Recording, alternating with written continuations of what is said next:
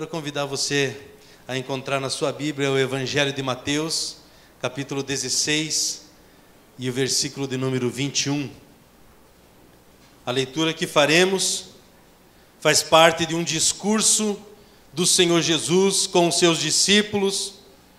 O momento anterior a essa leitura que faremos foi o momento em que Jesus perguntou aos discípulos o que eles pensavam a seu respeito, quem a multidão, quem o povo dizia que Jesus era, e depois ele perguntou a Pedro ou aos discípulos quem eles diziam que era Jesus. Nós sabemos que Pedro então reconhece e confessa: Jesus Cristo, tu és o Filho de Deus, tu és o Senhor. Após essa passagem que poderíamos fazer a leitura agora, poderia passar em branco. Declarar que Jesus é o Filho de Deus, Jesus é o Senhor, para nós parece algo tão comum. Na época em que eles estavam vivendo, o imperador César é que reinava no Império Romano, e a saudação oficial que eles precisavam fazer era: César é o Senhor. Os gladiadores tinham que falar: Ave César. Aqueles que estão preparados ou prontos para morrer te saúdam. Assim se cumprimentavam as pessoas. César é o Senhor.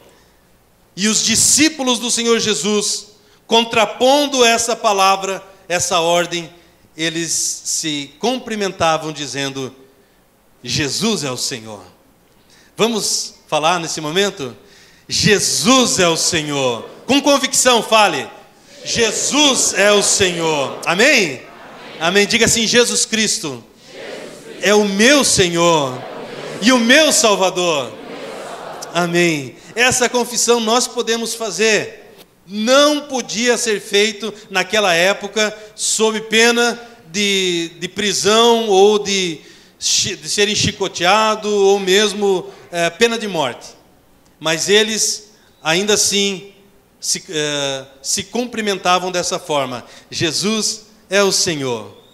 No dia de domingo, no dia em que o meu e o teu Senhor Jesus Cristo ressuscita dentre os mortos, e quando a mensagem começou a ser espalhada naquele povo, aquele povo agora, mais uma vez tomado de alegria, eles se cumprimentavam: Ele vive! Ele vive! Era essa a saudação que eles tinham. Para nós hoje parece algo tão banal falar isso, mas Jesus Cristo está vivo. Ele vive, e porque Ele vive, nós veremos o que essa ressurreição representa para nós. Então o povo que deveria cumprimentar-se com César é o Senhor, era o povo que cumprimentava: Jesus é o Senhor. No dia da ressurreição, eles se cumprimentavam: Ele vive. Quer melhor notícia que essa? O meu Senhor, Ele vive, Ele ressuscitou. Era essa a boa nova que começou a ser espalhada no domingo de Páscoa. O apóstolo Paulo, ele fala em 1 Coríntios capítulo 15, ele diz assim: onde está a morte? A tua vitória. Onde está, ó morte, o teu aguilhão, ou o teu ferrão, ou o teu poder de ferir? Aí ele diz: tragada foi a morte pela vitória. Ele diz, você pode deixar aberto em Mateus capítulo 16, e nós já faremos essa leitura, mas eu quero ler com você antes disso, 1 Coríntios capítulo 15, a partir do versículo 13. 1 Coríntios 15, a partir do versículo 13. Esse texto fala o que aconteceria se Jesus Cristo não tivesse ressuscitado. Você já se fez essa pergunta? O que aconteceria se Jesus não tivesse ressuscitado? Diz assim a palavra: se não há ressurreição dos mortos, nem Cristo ressuscitou, e se Cristo não ressuscitou, é inútil a nossa pregação, como também é inútil a fé que vocês têm. Mais que isso, seremos considerados falsas testemunhas de Deus, pois contra ele testemunhamos que ressuscitou a Cristo dentre os mortos. Mas se de fato os mortos não ressuscitam, ele também não ressuscitou a Cristo. Pois se os mortos não ressuscitam, nem mesmo Cristo ressuscitou.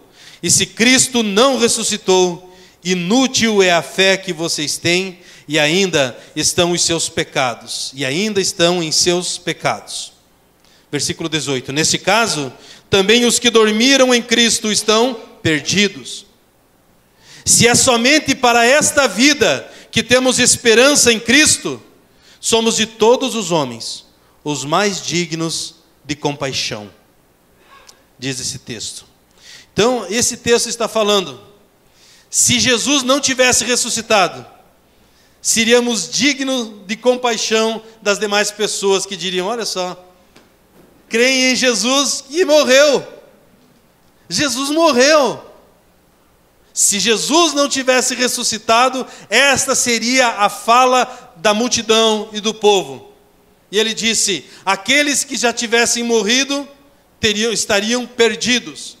Mas porque Jesus morreu e ressuscitou, não é vã a nossa fé, não é vã a nossa esperança. Cremos em Jesus, que morreu e que ressuscitou, e nele viveremos eternamente. Amém? Vamos lá para Mateus capítulo 16, por gentileza. Versículo 21.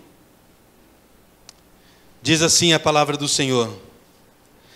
Desde aquele momento, Jesus começou a explicar aos seus discípulos que era necessário que ele fosse para Jerusalém e sofresse muitas coisas nas mãos dos líderes religiosos, dos chefes dos sacerdotes e dos mestres da lei, e fosse morto e ressuscitasse no terceiro dia.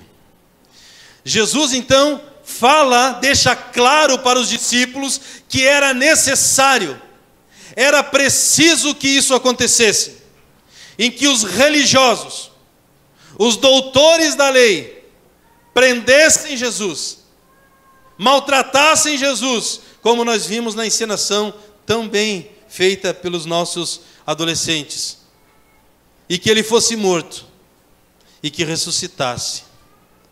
A palavra do Senhor nos diz que no domingo de Ramos, como é conhecido por alguns, no domingo de Ramos, eles aguardavam que Jesus entrasse em Jerusalém como rei.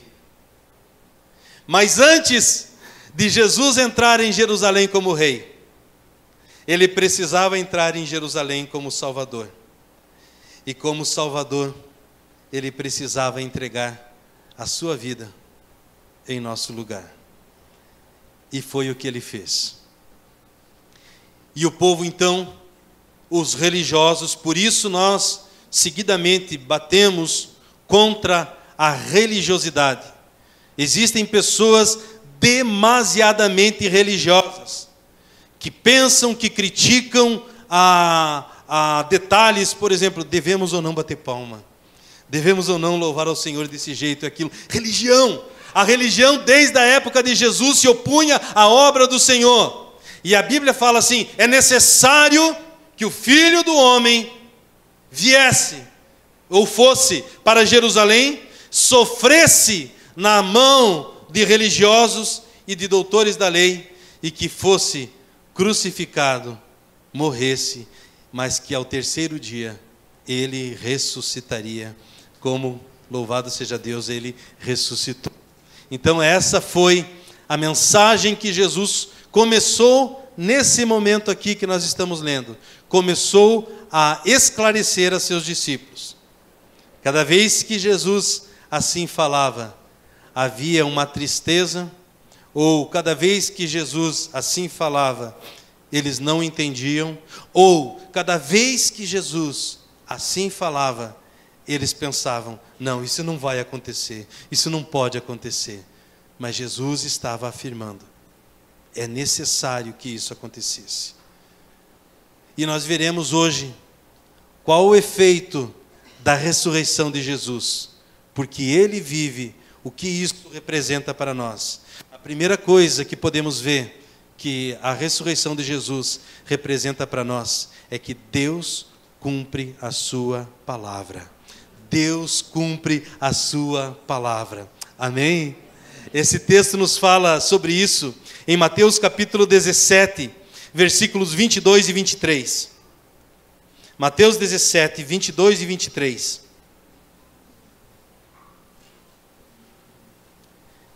Reunindo-se eles na Galileia, Jesus lhes disse: o Filho do Homem será entregue nas mãos dos homens.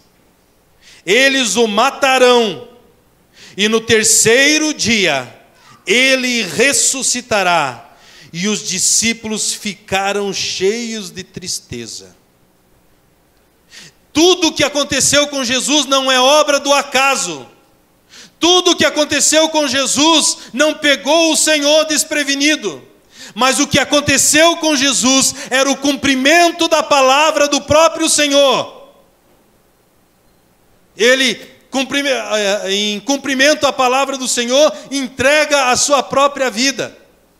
Os discípulos não estavam crendo, ficavam tristes, mas o Senhor estava alertando que era necessário que isso acontecesse. Para quê? Por quê? Porque Deus cumpre a sua palavra. Graças a Deus por isso. Mateus capítulo 24, versículo 35 diz: passará os céus e a terra, mas as minhas palavras jamais passarão. Nunca passará. Qual é a palavra do Senhor que Ele mesmo, o Senhor, tem depositado no teu coração? O Senhor está dizendo nessa noite de Páscoa, nesse culto de Páscoa: Deus cumpre a sua palavra. Qual é a palavra do Senhor que já foi semeada em ti? Lembre-se, Deus cumpre a sua palavra. Deus é fiel. Números capítulo 23, versículo 19 diz: Deus não é homem para que minta, nem filho do homem para que se arrependa. Aquilo que o Senhor prometeu, aleluia, Ele cumprirá, porque Ele é fiel. Deus cumpre a sua palavra, amém? Então diga assim comigo: Deus cumpre a sua palavra. Amém. Graças a Deus temos essa bendita esperança. A Páscoa nos faz lembrar de que Deus cumpre a sua palavra, toda a sua palavra. Ele havia dito no Salmo capítulo 2, falou sobre isso também: tu és meu filho, hoje eu te gerei, pede-me e eu te darei as nações por herança, as extremidades da terra, por tua possessão, por tua posse. Mas aquilo que o Senhor prometeu, Ele é fiel e Ele cumpre. Apacente o teu coração, a tua alma nesse momento. Você que está passando por algum tipo de ansiedade, você que está passando por algum tipo de preocupação, você que está passando por um momento de medo ou pelo vale sombrio, você que está passando por alguma dificuldade, o choro pode durar uma noite, mas a alegria vem pela manhã, porque Deus cumpre a sua palavra. Amém ou não amém? Amém. Graças a Deus por isso. Deus cumpre a sua palavra. Porque Ele vive, nós podemos crer que Deus cumpre a sua palavra. A vida do Senhor é o cumprimento da palavra de Deus. Quando Jesus disse: ninguém tira a minha vida, eu a dou, e depois a tomo de volta, porque esse mandamento recebi do meu Pai. E porque Deus cumpre a sua palavra, Ele ressurgiu dentre os mortos. Esta é a Páscoa que celebramos, porque Ele vive, nós cremos que Deus cumpre a sua palavra.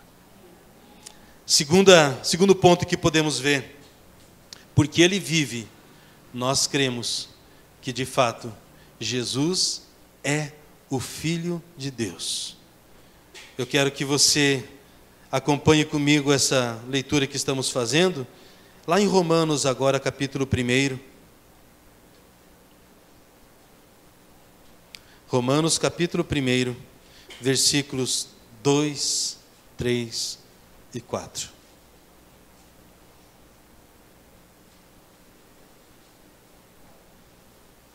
Diz assim: o qual foi prometido por ele de antemão, por meio dos seus profetas nas Escrituras Sagradas, acerca de seu filho, que, como homem, era descendente de Davi, e que, mediante o Espírito de Santidade, foi declarado Filho de Deus, com poder, pela sua ressurreição dentre os mortos, Jesus Cristo, nosso Senhor.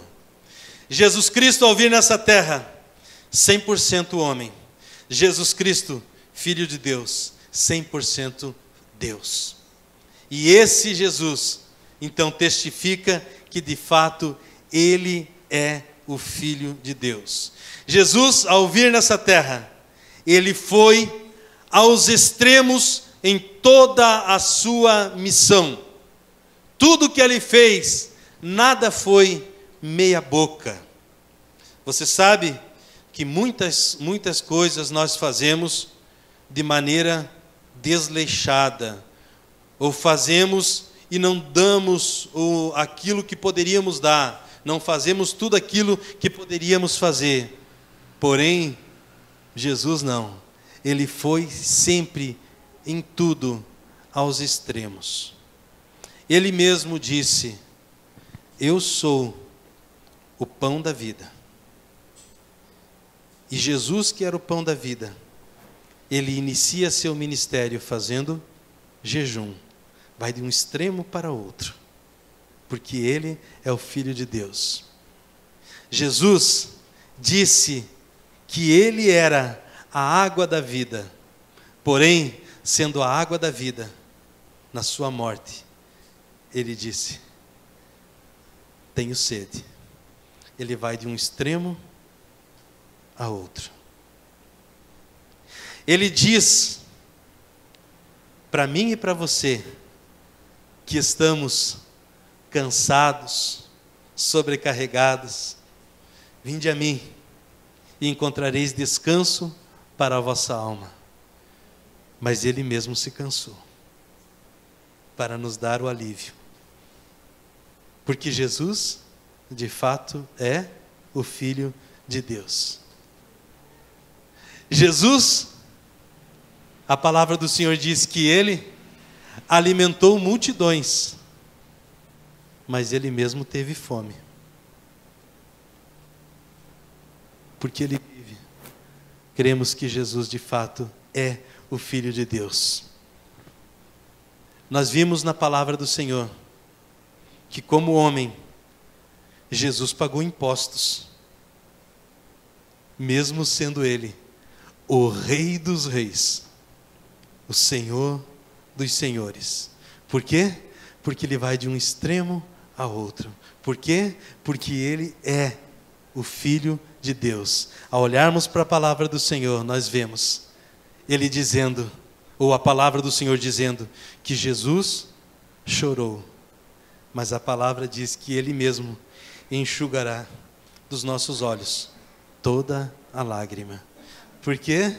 Porque Ele vai de um extremo ao outro. Por quê? Porque Ele é o Filho de Deus. Porque Ele vive, nós cremos que Deus cumpre a sua palavra. Porque Ele vive, nós cremos que Jesus de fato é o Filho de Deus. Jesus, a palavra diz que Ele pagou o preço pelas nossas vidas. Qual foi o preço que Ele pagou? Preço de sangue. Ele deu a sua própria vida, pagando o preço por mim e por você. Mas Ele foi vendido por 30 moedas de prata. O meu Senhor, o teu Senhor. Porque Ele vive, nós cremos que de fato Jesus é o Filho de Deus. A Bíblia nos fala que Jesus é o bom pastor. Mas como bom pastor, a palavra do Senhor nos diz que ele foi conduzido para o matadouro como uma ovelha muda. Por quê? Ele vai de um extremo ao outro. Por quê? Porque de fato Jesus é o Filho de Deus. Porque ele vive, nós cremos que de fato Jesus é o Filho de Deus. Jesus deu a sua própria vida, morrendo em nosso lugar. E com sua morte, ele matou a morte. E a palavra do Senhor diz: aonde está, ó morte, a tua vitória? Aonde está, ó morte, o teu aguilhão? Tragada foi a morte pela vitória. Porque ele vive, nós cremos que Jesus é o Filho de Deus. Amém ou não amém?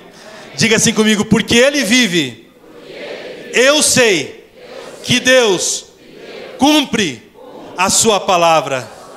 Diga assim: porque ele vive, eu creio e eu sei que Jesus é o Filho de Deus. Amém? E porque ele vive, a palavra do Senhor nos diz que eu e você temos vida nele. Anota aí esse texto, João capítulo 6, versículo 47. Em verdade vos digo, quem crê em mim tem a vida eterna. João capítulo 6, versículo 47. Em verdade vos digo, quem crê em mim tem a vida eterna. Não é que terá, tem a vida eterna. A palavra do Senhor diz em 1 João, capítulo 5, e o versículo de número 12. Aquele que tem o Filho tem a vida. Aquele que não tem o Filho de Deus não tem a vida. Porque nós estamos celebrando a Páscoa hoje, nós sabemos que Jesus Cristo vive. E porque ele vive, nós podemos viver em Cristo. A minha pergunta nesse momento: você já reconheceu que porque ele vive, Deus cumpre a sua palavra? Porque ele vive, a palavra do Senhor nos diz que Jesus de fato é o Filho de Deus e que nós temos vida nele. Você já entregou a sua vida ao Senhor Jesus? Não é possível que alguém saia daqui essa noite sem esta convicção. Nós estamos celebrando a Páscoa. A Páscoa fala de alguém que passou da morte para a vida. Quando estávamos sem Cristo, estávamos mortos em nossos pecados. Sem Jesus, estávamos mortos, condenados pelos nossos pecados. Somente em Jesus nós podemos dizer, porque ele vive, eu posso ter vida nele.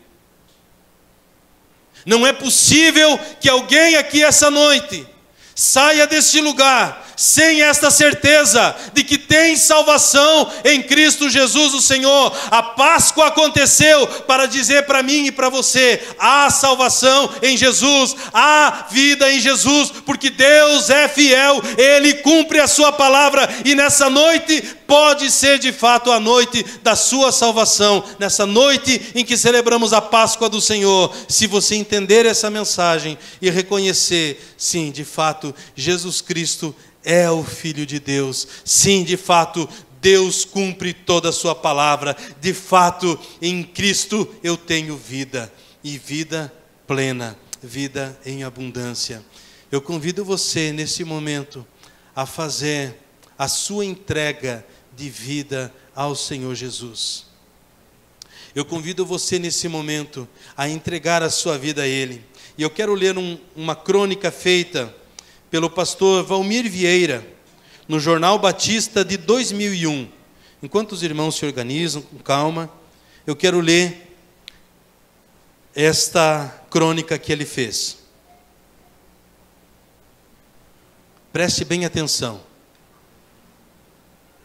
Ele diz assim: a ressurreição é a prova que a vida é mais forte do que a morte. Que o túmulo não põe um ponto final na existência humana. Que o bem sobrepuja todo o mal.